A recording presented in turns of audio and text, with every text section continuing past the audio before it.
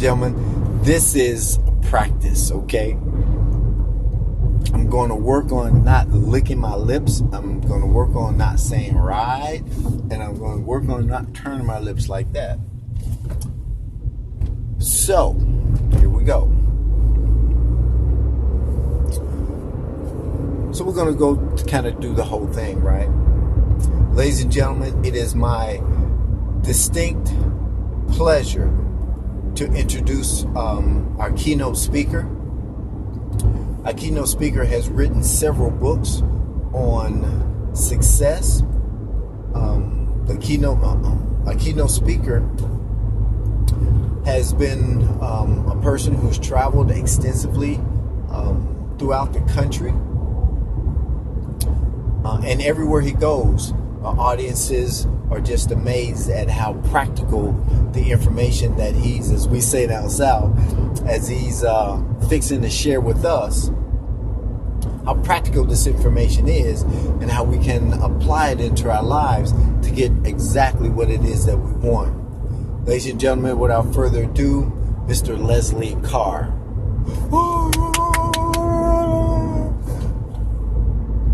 Thank you, ladies and gentlemen. It certainly is my pleasure to be here because this is just one of my dreams, to be speaking in front of an audience in which I can offer practical information for success. But here's what I'd like to start out and say.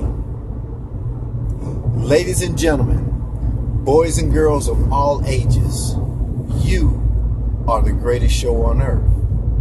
But if you find that too good to be true, you know how the old saying goes, if it sounds too good to be true, it probably is.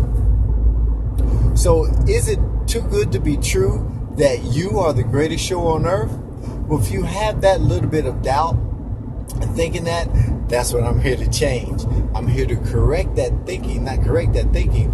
I'm here to shed some light on your greatness and how, with a few practical steps, that you can become as great as you want to be. Because here's the thing, and this is going to be good right from the start. I'm going to give you the power right from the start. I'm going to give you the goods right now.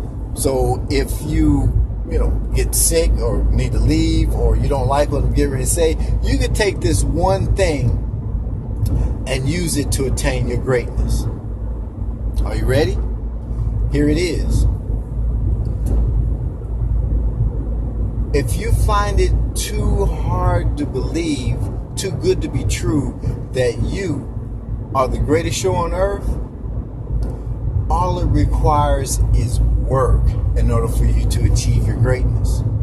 But here's the great thing. Here's the goodies, ladies and gentlemen. Here's the number one thing that can help you achieve and attain your greatness, to bring it to fruition, is that you determine, number one, what it is that you want to become great in, and number two, right?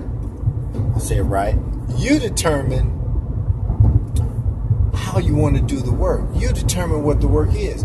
You determine what is the work, right? That, I said right again twice, sorry. You determine what that work is, how you want to expose your greatness to the world, how you want to share your value to the world. Because here's again, hint, hint, clue, clue, your greatness is a value exchange. You're great because you help other people get great. You solve a problem. So we get to choose what problem we want to solve, and then we determine the work that needs to be done in order for us to do that. Now, that work, ladies and gentlemen, may take us a lifetime, but that's okay. It's our work. It's our passion. It's something that if we choose to do it for a lifetime, to take a lifetime to do it, that's okay. However, if we decide to take a lifetime to do it, then we're robbing ourselves of the joy of our greatness. Because see, here's the thing. Being great is selfish on our part. It's something we do for ourselves. is not anything that we do for anybody else. Although other people receive a benefit from our greatness is something that we do for us. Here's something that you might want to jot down. The joy of your service may never hear thank you. And we don't need it to, because it's our joy, is what we feel, what we're developing, is what we're working on for the rest of our lives, as a lifelong pursuit in order for us to become great. Find out what that is early. Find out where we want to be great.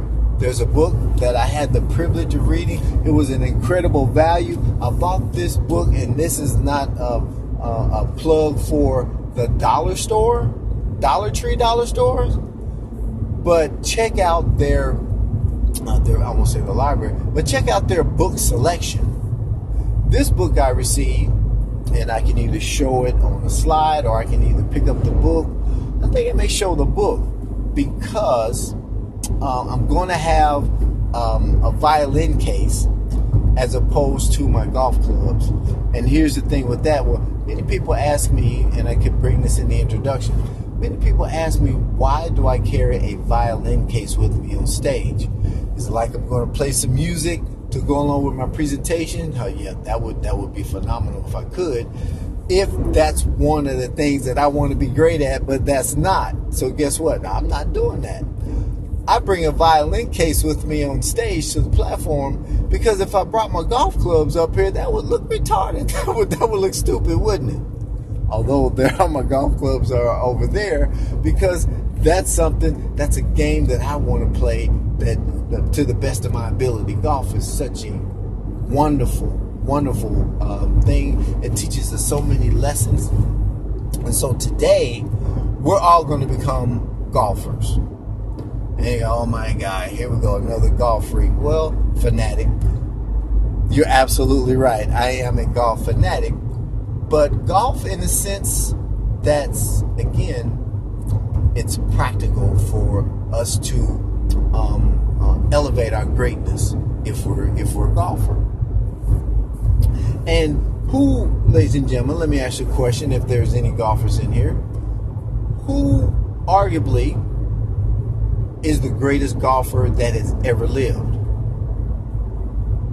Man, Tiger Woods. I could agree with that. Jack Nicklaus, he won all the majors. Bobby Jones. Who else?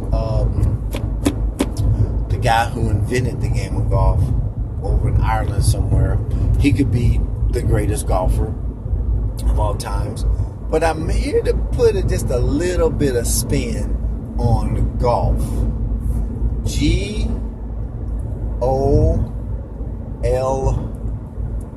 Just a little different spin on golf. It's my humble opinion that God is the greatest golfer of all time. Wait a minute. You mean to tell me, I know what some of y'all are thinking, wait a minute, you mean to tell me that you think that God is a golfer? Oh yes, this is undeniably he's the greatest golfer ever. Ever.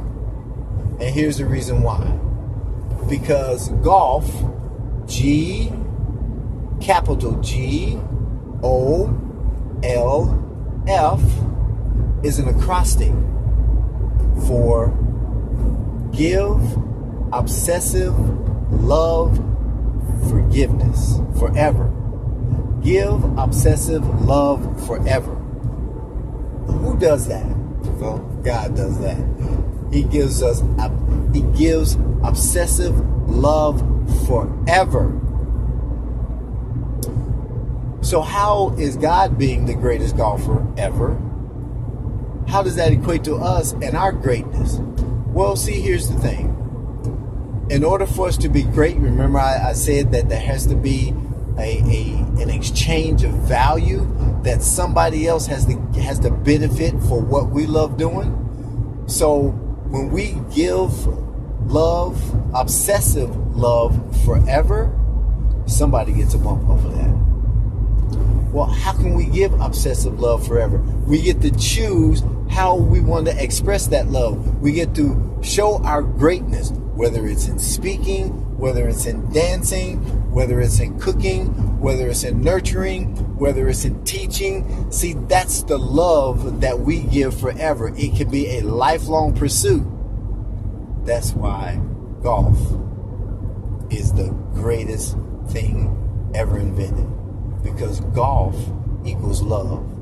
We want to give obsessive love forever.